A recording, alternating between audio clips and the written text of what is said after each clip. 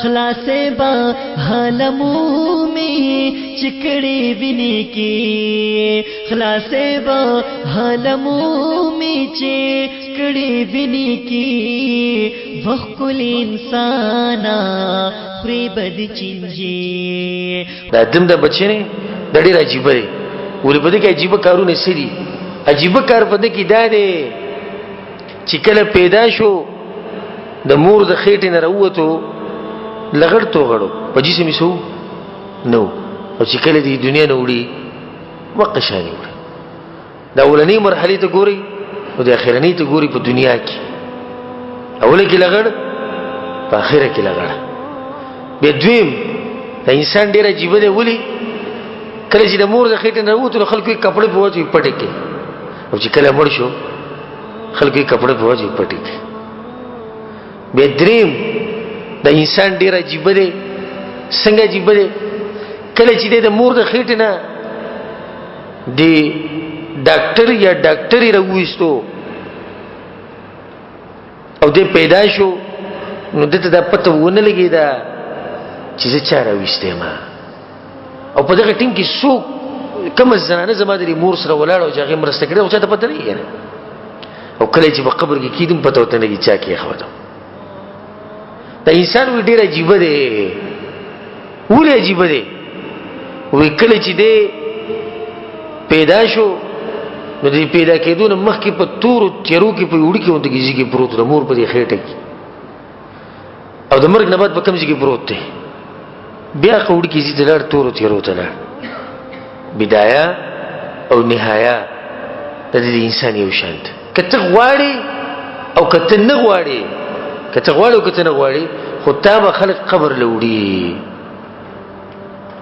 د قبر نه چې کله تا روانې او ته یې په کټ کې اچولې، نو بیا رسول صلی الله علیه وسلم په حدیث کې څه وایي؟ وایي کله چې انسانان څوک مړی راوچت کي او قبر له وړي، نو دا مړی په دوو کې یو دی. که دی دیندارۍ نو دا مړی چغې وایي قدموني قدموني، ما زر ویسئ ما زر ویسئ. ولې؟ وایي ما جنت ته ویسئ. دغې دلته خو هغه له زیری ورکړی که لږ څه مخکې موږ دا خبره وکړه. او دا بل وایي چې یا ویلها تبعید زما دپاره تاسو څه کوئ؟ ما مه وړئ ما مه وړئ، ما دلته کښېږدئ. خو څوک د دا اوري؟ د ده څوک اوري؟ دومره رشي او دومره ګڼئ چې دا کټ که چا په لاس کې پاتې کېږي هم نه، د ده قبر بالکل تیار دی. او زه درته ووایم او زما دې خبرې ته غوږ کوله وکړه، او دغه زمونږ کور دی. د ډېرو کسانو چې کله تپوس وکړي وایي کور دې شتي که نه؟ بس یاره وایي کور مې نشته، والله دې راکړي. څنګه ستا کور نشته؟ کور خو زموږ د هر سړي شتي، د هر سړي کور شي. زما شتي، ستاسو شتي، د هر سړي کور دی. چې خپل کور دې نه دی لیدلی کس لاړ شه ووایي نه.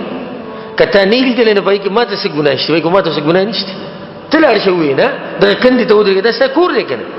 او په دې کور ګورې چې د دوکه نه شي، دا بنګله چې در سره کمه ده، او په دغه کور چې د دوکه نه شي، دا کوم چې د ځان نه جوړ کړی دی، په دې کور چې د دوکه نه وي ستا کور نه دی. مخکې ستا و، مخکې ستا و، د بل چا و که نه؟ دغه شان به ستا نه بعد هم د بل چا وي، د ستا نه دی. دا د هېچ چا کور نه دی. ولله میراث السماوات والارض. دا به چا ته پاتې کېږي؟ رب العالمین ته پاتې کېږي. ستا کور دغه دی. دغه یو څو میټره دا کنده چې ده، دا زما ستا کور دی، دا زموږ خپل کور دی. د خاورو نه جوړ کور دی، او موږ د څه نه پیدا یو؟ د خاورو نه. نو ځکه موږ دا خبره کوو چې انسان خاورې دی، په دې قبر کې کېږي. نو اوس خاورې د څه سره ملاوي شوې؟ د خاورو سره. له پاسه خاورې، لاندې خاورې، ښی طرف ته خاورې، ګس طرف ته خاورې، او ته خاورې. خپل ځای ته لاړې که نه؟ دغه زموږ کور دی. د دغې نه پیدا یو هغې له واپس ځو. ما د یو کس دوا لیدلې وه، ډېره ښکلې دوا وه، او په ما باندې ډېر زیات اثر کړی و. هغه دوا ده وه.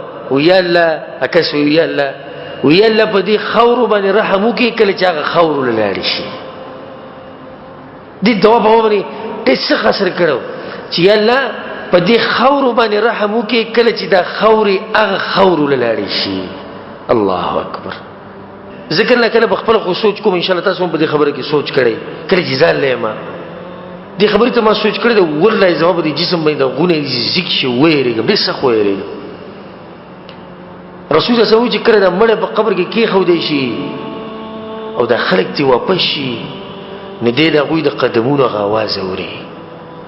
اسې په دغه ټیم کې به د دې مړي څه احساسات دي؟ تاسو لږ دې ته سوچ وکړئ. په دغه ټیم کې به دا مړی څه وایي کله چې د قدمونو د اواز واوري؟ دی به څه ارمانونه کوي؟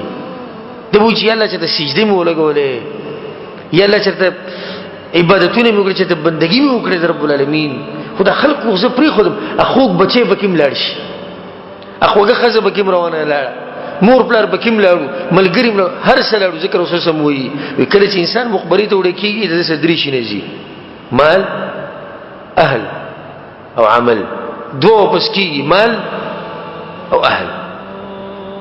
مال د دې سره قبر پورې تللی شي، ګاډي روان دي، فوج روان دی، چوکیداران روان دي، نوکران روان دي، اهل وسلم روان دي، بچی روان دي، پلار روان دي، عمل وسلم روان دي. په دې قبر کې به پاتې کېږي عمل.